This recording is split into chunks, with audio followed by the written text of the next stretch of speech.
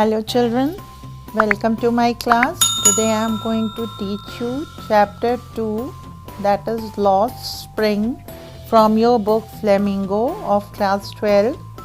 This is written by Anise Young, who was born in 1964 in Rourkela and spent his childhood and adolescence in Hyderabad. She received her education in Hyderabad and in the United States of America. Her parents were both writers. Anise Young began her career as a writer in India. She has been an editor and columnist for major newspapers in India and abroad, and has authored several books. The following is an extract from her book titled Lost Spring: Stories of a Stolen Childhood. This is a part of a book whose complete name, the title of the book is Lost Spring: Stories of Stolen Childhood. यहाँ पर ऐसी बहुत सारी कहानियाँ हैं जहाँ पर आपको जो बचपन है, जो चाइल्डहुड है, वो कैसे खो गया है उसके बारे में जानने को मिलेगा. Here she analyzes the grinding poverty and the tradition which condemn these children to a life of exploitation. यहाँ पे वो एनालाइज कर रही हैं, जानने का प्रयास कर रही हैं कि पॉवर्टी किस तरीके से इन बच्चों का बचपन खा जाती है, चोरी कर लेती है, और ये बचपन में ही बड़े हो जाते हैं, बचपन में ही मतलब ये इतनी जिम्मेदारियां ले लेते हैं. तो वो इस चीज़ को एनालाइज करने की कोशिश करती हैं अनीस जंग, जो कि इंडियन राइटर हैं और बहुत ही अच्छा लिखती हैं, एडिटर भी हैं, कॉलमिस्ट भी हैं. तो ये बहुत ही अच्छी कहानी है lost spring. The title itself contains a deep meaning. Lost मतलब होता है खो जाना, और स्प्रिंग का मौसम जो होता है सबसे सुंदर मौसम होता है जिसमें फूल खिलते हैं, हरियाली आती है. तो बच्चे फूल के समान ही होते हैं, वो धीरे धीरे खिलते हैं, धीरे धीरे मैच्योर होते हैं. लेकिन यहाँ पर लॉस्ट स्प्रिंग का मतलब ही हुआ कि खो जाना, सुंदरता का खो जाना, वो सुंदर बचपन का खो जाना. बचपन ज़िंदगी का हर स्टेज, लाइफ के जितने भी स्टेज होते हैं उनमें से सबसे अच्छा स्टेज बचपन होता है. Let's go through the chapter. It is in two parts, so I am going to read the first part, then I will explain the second part in the next video. This is, sometimes I find a rupee in the garbage. This is a quotation given by the child. Means this is the real actual word of the child whom narrator Anise Jung is talking to. Why do you do this? Anise Jung is asking to a child, why do you do this? तुम ये क्यों करते हो? I ask Sahib, whom I encounter every morning scrounging for gold in the garbage dumps of my neighborhood. वो साहिब से, जो लड़का है, छोटा सा बच्चा है, वो रोज़ मिलती हैं. एनकाउंटर का मतलब रोज़ मिलना. वो रोज़ उससे मिलती हैं सुबह सुबह, और वो स्क्राउंड करता है, वो ढूंढता है क्या, गोल्ड ढूंढता है किसमें, गार्बेज में. तो बड़ी बात होती है, इतना छोटा सा बच्चा वो गार्बेज में क्या कर रहा है, सोना ढूंढ रहा है. अब सोना उसमें सच में सोना नहीं होता, लेकिन जो कबाड़ मिलता है, जो थोड़ा बहुत ठीक होता है या ख़राब होता है या फटा पुराना जो भी चीज़ मिल जाती है, उसे वो गोल्ड कहता है. और ये जो गार्बेज है वो उनके पड़ोस में है.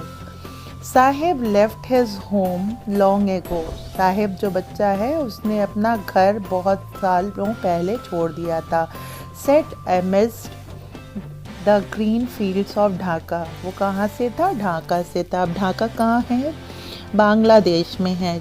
इंडिया की नेबरिंग कंट्री है बांग्लादेश, वहाँ से है ये। तो ढाका के बीच में होता था, ग्रीन फील्ड्स थी ढाका में इनकी बीचों बीच। His home is not even distant memory, मतलब अब उससे याद नहीं है, बहुत धुंधली सी याद है उसको। There were many storms that swept away their fields and homes. His mother tells him, उसकी माँ उससे बताती है कि वहाँ पर इसलिए नहीं रह पाते थे क्योंकि अक्सर क्या होता था, आंधी तूफान आता था और फ्लड आता था, बाढ़ आती थी और उनका घर और खेत सब बहा ले जाती थी, अनाज बहा ले जाती थी और खाने के लिए कुछ नहीं होता था। That's why they left looking for gold in the big city where he now lives. और इसीलिए वो लोग ढाका से यहाँ चले आए थे, क्या सर्च करते हुए, गोल्ड सर्च करते हुए। गोल्ड का फिर मैं अर्थ बताना चाहूँगी कि गोल्ड यहाँ पर रियल गोल्ड नहीं है, यहाँ पर गोल्ड है कबाड़ में से निकली हुई वेस्ट मटेरियल्स जिनको यूज़ करते हैं, जैसे फटी पुरानी शर्ट हो गई, शूज़ हो गए, स्पून्स टूटे फूटे हो गए या यूटेंसिल्स हो गए, ऐसी चीज़ें जो मिल जाती हैं गार्बेज में। I have nothing else to do, he muttered looking away. उसने उनका जवाब दिया, जो पहला क्वेश्चन उन्होंने कहा why do you do this, तो उसने साफ कहा कि I have nothing else to do, मेरे पास और कुछ करने के लिए नहीं है। और ये उसने धीरे से कहा और इधर उधर आंखें फेरते हुए, मतलब उनकी आई टू आई कांटेक्ट नहीं थी, बिना आई टू आई कांटेक्ट वो उसने कहा Go to school, I say glibly, realizing immediately how hollow the advice must sound. Narrator ने कहा बहुत मतलब फ्रिक्वेंटली, बहुत जल्दी से उन्होंने ये वर्ड निकाल दिया। ग्लिबली मतलब होता है बहुत फ्रिक्वेंटली बोलना, लेकिन जो उसका सेंस होता है वो बहुत हल्का होता है, भारीपन नहीं होता है, वर्थ नहीं। तो उन्होंने कहा गो टू स्कूल। जब वो देख रही हैं कि वो कूड़ा उठा रहा है, कूड़े में से कुछ बीन रहा है, तो वो ऑलरेडी अंडरस्टूड है कि उसके पास इतना पैसा नहीं है कि वो स्कूल जा सके। तो फिर इस तरीके की बात करना तो हॉलोनेस है ही है, बात में हॉलोनेस है। तो वो कहती हैं कि मेरी बात मुझे खुद ही समझ में आ गई कि मैंने कितनी इमेच्योर सी बात कर दी है कि go to school. There is no school in my neighbourhood, वो कहता है कि मेरे नेबरहुड में, मेरे घर के पास जो है कोई स्कूल नहीं है। When they build one I will go, जब वो एक बना देंगे तो मैं जाऊंगा। If I start a school will you come, I ask half joking. Narrator ने क्या किया, मजाक करते हुए कहा कि अगर मैं स्कूल खोलूं तो तुम उसमें आओगे। यस ही से स्माइलिंग ब्रॉडली, और उसने तुरंत जवाब दिया हाँ बिल्कुल, और बहुत बड़ी सी स्माइल दी। A few days later I see him running up to me, is your school ready. कुछ दिन बाद वो मेरी तरफ दौड़ता हुआ आया और उसने मुझसे एक क्वेश्चन पूछा, क्या आपका स्कूल बनकर तैयार है। It takes longer to build a school, I say embarrassed at having made a promise that was not meant, but promises like mine abound in every corner of his bleak world. Narrator Anees Jung ने बहुत embarrass, बहुत उन्हें Shem feel हुआ कि उन्होंने इस बच्चे को ऐसी बात, ऐसी सांत्वना दी कि मैं स्कूल बनाऊँ तो तुम आओगे। उसने उसे सच मान लिया, और जब वो नेक्स्ट टाइम मिलता है तो उनसे पूछता है कि क्या आपका स्कूल बन के तैयार है। तो एनीस जंग खुद बहुत गिल्ट फील कर रही हैं कि मैंने ऐसी बात इस बच्चे से कही, और ऐसी बात ही मोस्ट ऑफ द पीपल मतलब इनके वर्ल्ड के लिए करते हैं। झूठे सपने दिखाना, झूठी बातें करना, ये कर देंगे वो कर देंगे, लेकिन करता कोई भी कुछ नहीं है। तो ये इनके जो वर्ल्ड है, इनका ब्लीक वर्ल्ड है, वो इस तरीके के झूठों से तो भरा पड़ा है। वो रोज़ ही ऐसे झूठों को देखता है। After months of knowing him, I asked him his name. काफ़ी महीने से उसको जानने के बाद मैंने उसका नाम पूछा और उसने बहुत अच्छे से अनाउंस करते हुए ज़ोर से बोला, साहिब आलम। He announced. He does not know what it means. उसको अपने नाम का मीनिंग नहीं पता था. If he knew its meaning, Lord of the universe, he would have a hard time of believing it. अगर उसे पता होता कि साहिब आलम का मतलब क्या होता है, साहिब आलम का मतलब होता है संसार का, ब्रह्मांड का राजा, यूनिवर्स का राजा, तो वो शायद विश्वास नहीं कर सकता था कि वो उसका इतना अच्छा नाम है और वो कहीं का भी राजा नहीं है, वो अपने मतलब उसका बचपन ही लूटा जा रहा है, वो राजा कहाँ से हो सकता है। Unaware of what his name represents, he roams the street with his friends, an army of barefoot boys who appear like the morning birds and disappear at noon. Over the months, I have come to recognize each of them. अब Annie's जंग कहती हैं कि ये बच्चा अपने नाम का मीनिंग ना जानते हुए स्ट्रीट्स पर अपने दोस्तों के साथ नंगे पैर घूमता फिरता है। सुबह ये बच्चे मॉर्निंग बर्ड्स की तरह आ जाते हैं और आफ्टरनून तक ये डिसअपीयर हो जाते हैं, गायब हो जाते हैं और मैं इनको लगातार कई महीनों से देख रही हूँ और अब मैं सभी को पहचानने लगी हूँ। Why aren't you wearing chappals? I asked one. एक से मैंने पूछा कि तुमने चप्पल क्यों नहीं पहना है, तो उसने रीज़न क्या दिया, My mother did not bring them down from the shelf. He answered simply. उसने बहुत सिंपल कहा, माँ तो टाड़ से उसको उतारती ही नहीं है, सेल्फ जो ऊपर टाड़ बना हुआ है उससे उतारती ही नहीं है, इसलिए मैं चप्पल नहीं पहनता हूँ। Even if she did, he will throw them off. Adds other, who is wearing shoes that do not match. जो दूसरे बच्चे ने उस पर कमेंट करते हुए कहा कि अगर वो उतार भी देंगी तो ये पहनेगा नहीं, उसको उठा के फेंक देगा। और वो खुद क्या पहने हुए था, अनमैच्ड शूज़, एक पैर में दूसरा और दूसरे पैर में दूसरा पैर पहना हुआ था जो मैच नहीं कर रहे थे। When I commented on it, he shuffles his feet and says nothing. जब मैंने उस पर कमेंट किया कि तुमने दो रंग के जूते क्यों पहन रखे हैं, दो तरीके के, तो वो शफल करने लगा, अपने पैरों को एक पैर से दूसरे पैर को छिपाने लगा, लेकिन उसने कुछ कहा नहीं।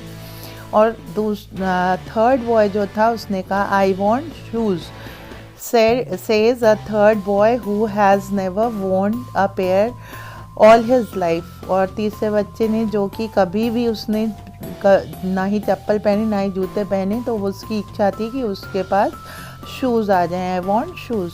Travelling across the country I have seen children walking barefoot in cities on village road.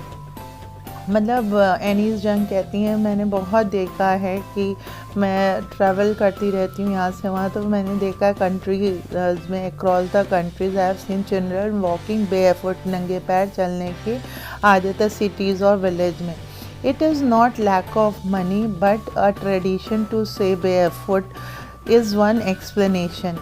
मतलब ये कहीं कहीं का ट्रेडिशन है, ऐसा नहीं है कि सभी जो बेयरफुट चलते हैं वो गरीब हैं, लेकिन ये बहुत जगहों का ट्रेडिशन है। Is one explanation, I wondered. और if this is only an excuse to explain away a perpetual state of poverty. तो बच्चे ने ये भी कह दिया कि ये एक स्टेट है। तो एनीस जंग कहती हैं कि मतलब मैं इस चीज़ को मानने में बहुत हिचकिचा रही हूँ कि ये मतलब इस चीज़ को छुपाने का एक अच्छा तरीका है ये कह देना कि ये एक ट्रेडिशन है नंगे पैर चलने का। I remember a story a man from Udupi once told me. As a young boy, he would go to school past an old temple where his father was a priest. He would stop briefly at the temple and pray for a pair of shoes. तो मुझे याद है एक कहानी एक आदमी की जो उडुपी में रहता था, वो रह के मतलब बताया था कि एज अ यंग बॉय, वो जब यंग था, छोटा था, तो वो स्कूल जाता वक्त उसके रास्ते में ओल्ड टेम्पल पड़ता था और उसी में उसके पिताजी क्या थे, प्रीस्ट थे। तो वहाँ पे वो थोड़ी देर के लिए रुकता था और हाथ जोड़कर प्रार्थना करके क्या मांगता था, पेयर ऑफ शूज़ मांगता था। 30 years later, 30 साल बीतने के बाद, आई विजिटेड हिज टाउन। फिर मतलब मैंने उसके टाउन को विज़िट किया, एंड द टेम्पल, और जो मंदिर उसने बताया था उसे विज़िट किया, which was now drawn in an air of desolation. Desolation means emptiness, मतलब वहाँ पे अब कोई कुछ था नहीं, गाँव नहीं था। इन द बैकयार्ड, मंदिर के पीछे की तरफ, लिव द न्यू प्रीस्ट, अब नए पुजारी रहते थे। There were red and white plastic chairs, red and white colour की प्लास्टिक चेयर्स पड़ी हुई थी। A young boy dressed in a grey uniform wearing socks and shoes arrive panting and throwing his school bag on a folding bed। वहाँ पर एक young लड़का आता है, छोटा यंग लड़का आता है, वो पूरा स्कूल ड्रेस प्रॉपर पहने हुए है, और क्या पहने हुए है, सॉक्स भी पहने हुए हैं और शूज़ भी पहने हुए हैं। और अराइव पेंटिंग मतलब लंबी लंबी सांसें लेता, हाँफता हुआ दौड़ता हुआ आया है और अपना स्कूल बैग फोल्डिंग बेड पे फेंक देता है। Looking at the boy I remember the prayer another boy had made to the god when he had finally got a pair of shoes। देखिए, जैसे ही उसको ऑथर ने देखा तो उसे वो आदमी याद आ गया और कहा कि चलो, मतलब उसकी प्रेयर आज पूरी हो गई। जो उसने पेयर ऑफ शूज़ मांगा था वो दिख रहा है कि बच्चे ने पहन रखा है। Looking at the boy I remember the prayer another boy had made to the goddess when he had finally got a pair of shoes। Let me never lose them। और फिर कहा कि कभी मैं इसे खोऊं ना। एक बार ऑब्वियस सी बात है, उन बच्चों को ये रियलाइजेशन नहीं हो पाता है जिनको एक बार कहने से तुरंत चीज़ मिल जाती है। ये वही बच्चे रियलाइज़ कर पाते हैं जो जिन्हें एक बार मांगने पर लंबे टाइम तक उस चीज़ के लिए इंतज़ार करना पड़ता है। जैसे एक पेंसिल है, पेंसिल मिली और उसको अगर वो फिनिश हो गई या खो गई तो फिर दूसरी पेंसिल उन्हें आसानी से ना मिले, तो वो जो रियलाइजेशन होता है उस टाइम टेन्योर का और उसके बाद मिलने पर, तो वो ऐसे बच्चों को नहीं हो पाता जिनको बहुत जल्दी चीज़ें मिल जाती हैं, वो उसकी वैल्यू नहीं कर पाते। The goddess has granted his prayer। Young boy like the son of the priest now wore shoes। उसके पिताजी भी प्रीस्ट थे और इसके पिताजी भी प्रीस्ट हैं, लेकिन इस प्रीस्ट का बच्चा शूज़ पहन रहा है और वो बेचारा शूज़ नहीं पहन पाया, लेकिन यहाँ शूज़ मिल गए हैं। But many others like the rag pickers in my neighbourhood remain shoelace. लेकिन अभी भी रैग पिकर्स जितने हैं, ये कूड़ा बिनने वालों को रैग पिकर्स कहा जाता है, कबाड़ी वाले को रैग पिकर्स कहते हैं। तो एनीस जंग कहती हैं कि मेरे नेबरहुड में जितने भी रैग पिकर्स आते हैं वो शूलेस ही हैं, उनके पैरों में जूते नहीं होते, चप्पल नहीं होते।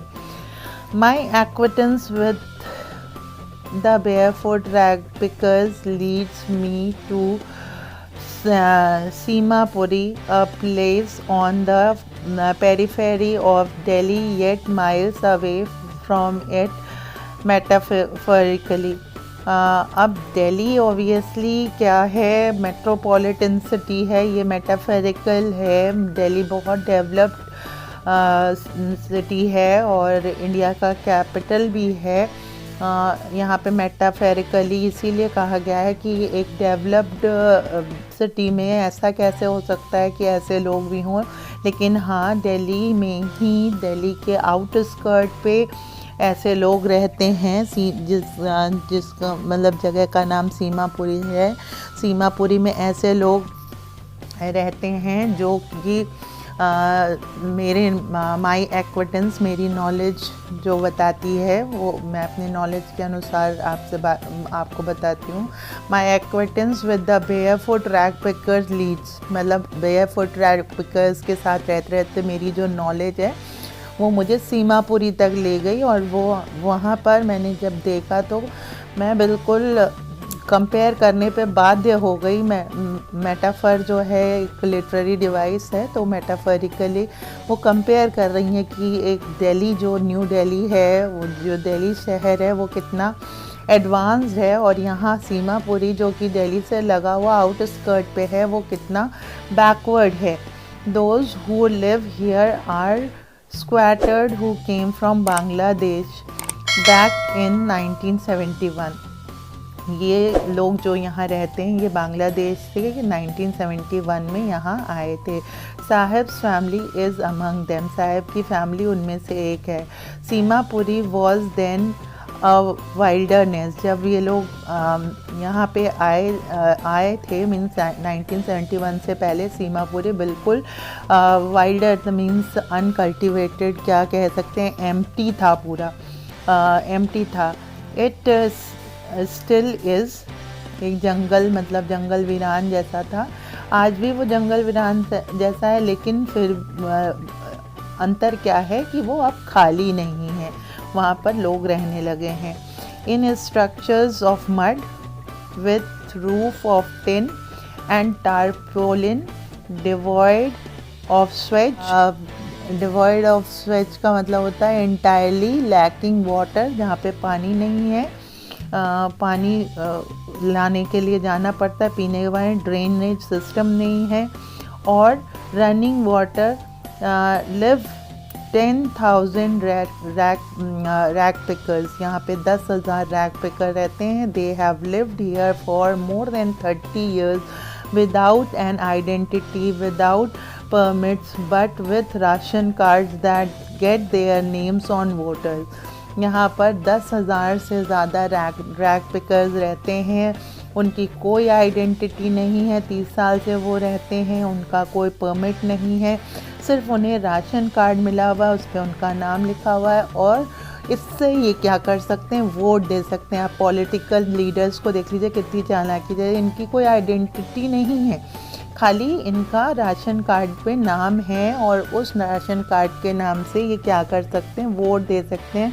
तो वोट देने के टाइम में नेता लोग इनके पास पहुंच जाएंगे और वोट ले लेंगे। List and enable them to buy grain, और इससे एक फ़ायदा इनको हो जाता है कि ये क्या कर सकते हैं, अनाज खरीद सकते हैं।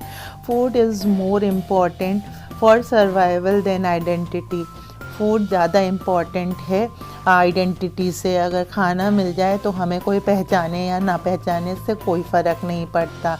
If at the end of the day we can feed our family and go to bed without an aching stomach, we would rather live here than in the fields that gave us no grain, says a group of women in tattered sari when I asked them why they left their beautiful land of green fields and rivers। Annie's जंग कहते हैं, जब मैंने कुछ औरतों से पूछा कि उन्होंने अपना सुंदर सा लैंड और ज़मीन क्यों छोड़ दी, वहाँ से लैंड एंड और जो घर है वो क्यों छोड़ दिया, तो उन्होंने कहा कि भाई जहाँ खाना मिल जाए, 2 वक्त का खाना मिल जाए, हमारे बच्चे भूखे ना सोएं, पेट दबा कर ना सोएं, तो वो जगह ज़्यादा अच्छी है उस जगह से जहाँ पर हमें कुछ भी ना मिले, जो ज़मीन हमें कुछ भी ना दे, उससे ज़्यादा अच्छा है कि हम खाकर 2 वक्त की रोटी हमें मिल जाए, तो वो ज़्यादा अच्छा है। Wherever they find food, they pitch their tents that became transit home। जहाँ पे इन्हें खाना मिल जाता है वहाँ पे ये अपने टेंट्स लगा देते हैं, और वो इनका क्या बन जाता है, ट्रांजिट होम। वॉन्डरर जिसको कहते हैं, ये बंजारों की तरह रहते हैं, जहाँ पर इनके खाने की व्यवस्था हो जाती है, वहीं पर ये अपना डेरा डाल देते हैं। Children grow up in them becoming partners in survival.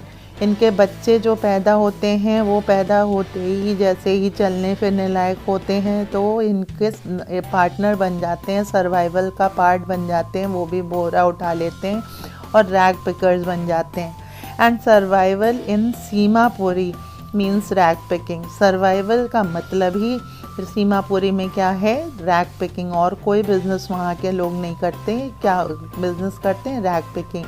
Through the years he has acquired the proportion of a fine art, means ये एक आर्ट है। रैग पिकिंग भी क्या है, एक आर्ट है, इसकी भी कला है, सबको ये नहीं आती।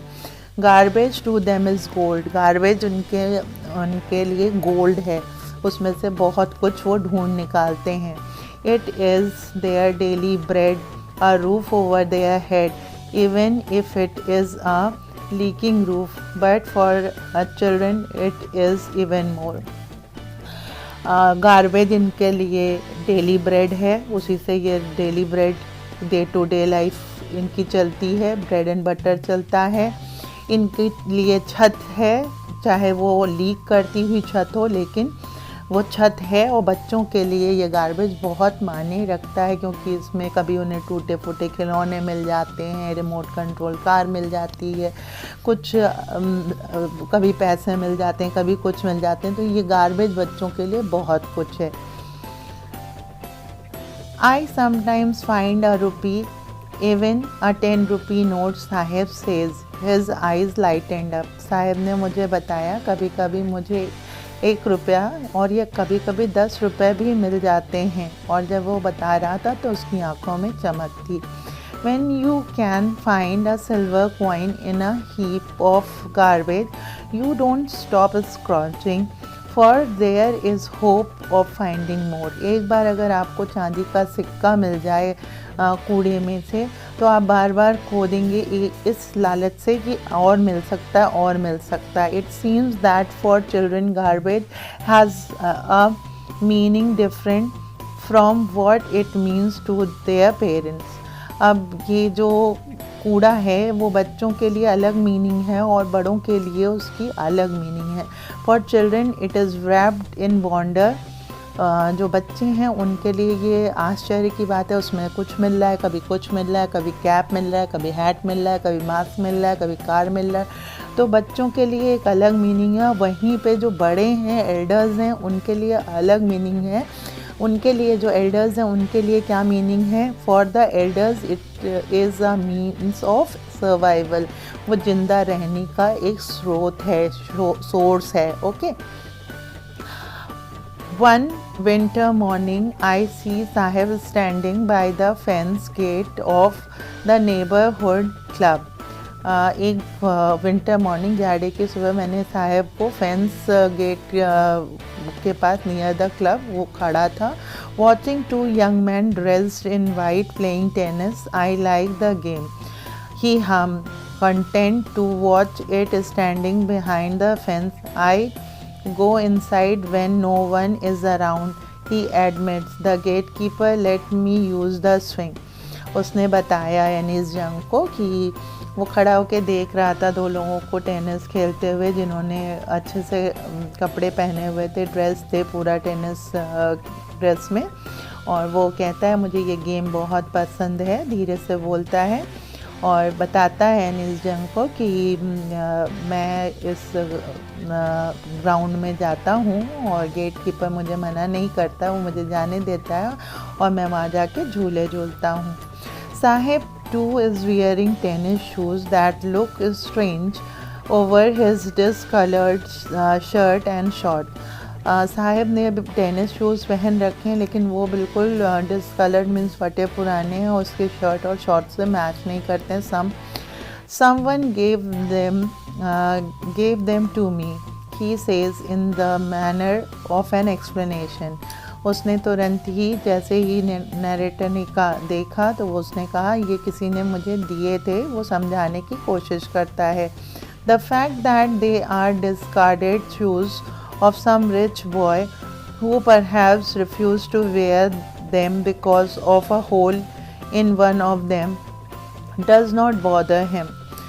कोई रईस आदमी रहा होगा, कोई रईस बच्चा रहा होगा जो कि मतलब एक छेद हो जाने के कारण उस शूज़ को उसने पहनने से इनकार कर दिया होगा। वो शूज़ इस बच्चे के पास है और इससे कोई फ़र्क नहीं पड़ता है कि उसमें छेद है कि नहीं है, इससे उसको कोई फ़र्क नहीं पड़ता। For one who has walk bare footed, और ये बच्चा तो बेयर फुट चलने का आदी है, तो उसके पास अगर शूज़ आते हैं तो वो उसकी केयर ज़्यादा करता है। Even shoes with a hole is a dream come true, और बेयर फुट से खाली पैर से, नंगे पैर से चलने से अच्छा है कि जूते पहन के चलें, चाहे वो फटे ही क्यों ना हो। But the game he is watching was intently is out of his reach, लेकिन जो वो गेम देख रहा है उसे वो कभी भी नहीं खेल पाएगा, क्योंकि वो इतना अमीर या उस स्टेटस तक पहुंच पाना उसके लिए मुश्किल है, नामुमकिन सी बात है। This morning Sahib is on his way to the milk booth, in his hand a street canister. I now work in a tea stall down the road, he says, pointing in the distance. I am paid 800 rupees and all my meals. Does he like the job? I ask. His face, I see, has lost the carefree look. The steel canister seems heavier than the plastic bag he would carry so lightly over his shoulder. The bag was his. The canister belongs to the man who owns the tea shop. Sahib is no longer his own master. Now this paragraph is very important, children. Please pay attention. ये paragraph अगर आपको समझ में आ गया तो आपको lost spring title बिल्कुल समझ में आ जाएगा। यहाँ पर नरेटर कह रही हैं, अनीस जंग कह रही हैं कि दिस मॉर्निंग, उस सुबह उन्होंने साहिब को देखा कि वो मिल्क बूथ की तरफ जा रहा है। Is on his way to milk booth. In his hand क्या है? कनस्तर है, जो कंटेनर है, स्टील का कंटेनर जिसमें दूध लिया जाता है। और वो बोलता है इनसे कि अब मैं क्या करता हूँ, मैं टी स्टॉल पे काम करता हूँ, अब मैं रैक पिकर नहीं हूँ, मैं एक कबाड़ी वाला नहीं हूँ, मैं रैक पैक नहीं करता हूँ, मैं एक टी स्टॉल पे काम करता हूँ और मुझे वहाँ पर 800 रुपये मिलते हैं और खाना भी मिलता है। तो अनीस जंग पूछ बैठती हैं कि does he like the job. वो पूछ बैठती हैं कि तुम्हें ये काम पसंद है। तो वो कुछ कह नहीं पाता है, क्योंकि उसके चेहरे का रंग उड़ा हुआ है, उसके चेहरे का वो जो फ्री अपना बिज़नेस, अपनी नौकरी, अपनी चीज़ें, मतलब आप जो सेल्फ करते हो उसमें आप खुद के मास्टर खुद होते हो, उसमें आपको रूल करने वाला, डोमिनेट करने वाला कोई नहीं होता। लेकिन जब आप किसी के अंडर में काम करते हो तो आपको उसके अकॉर्डिंग टू चलना पड़ता है। आप डोमिनेट भी होगे, हैरेस भी होगे, आपको टाइमली काम भी देना पड़ेगा। You will not be free from mind. सो यहाँ पर वो छोटा बच्चा जब तक रैक पे करता वो खुद का मालिक खुद था, लेकिन अब जब वो टी स्टॉल पे काम करता है तो वो खुद का मालिक नहीं है। जबकि उसे 800 रुपये मिल रहे हैं, खाना मिल रहा है, लेकिन वो खुश नहीं दिख रहा है जितना खुश वो रैक पिकिंग में दिखता था। द स्टील कंटेनर, अनीस जंग कहती हैं, स्टील कंटेनर जो है वो काफ़ी हैवी लग रहा था, वो बहुत भारी लग रहा था उसके हाथों में, जबकि जो प्लास्टिक बैग हुआ करता था वो भरा भरा था, लेकिन वो बहुत हल्का मालूम पड़ता था उसके हाथों में, जबकि ये प्लास्टिक बैग जो कंटेनर है वो काफ़ी भारी मालूम पड़ रहा है। और द बैग वॉज हिज। क्यों ऐसा था? क्योंकि वो बैग जो था वो इसका अपना बैग था, साहिब का अपना बैग था, वो उसका खुद मालिक था। और आज जो कंटेनर वो उसने ले रखा है वो किसका है? वो चाय वाले का है। It was the tea shop, means वो टी शॉप का कंटेनर है, वो दूसरे का है। अगर गिर जाएगा या कुछ हो जाएगा तो उसके लिए उसे स्कोल्डिंग मिलेगी, लेकिन जब वो रैक पिकर था तो उसके लिए कोई स्कोल्डिंग नहीं थी, वो खुद का मास्टर था। Saheb is no longer his own master. अब साहेब खुद का मालिक नहीं रह गया, उसका कोई और मालिक बन गया है और उसका चाइल्डहुड जो है क्या हो गया है, लॉस्ट हो गया है, खो गया है। So hope that you have understood the first part of this chapter. I will be back with the second part very soon.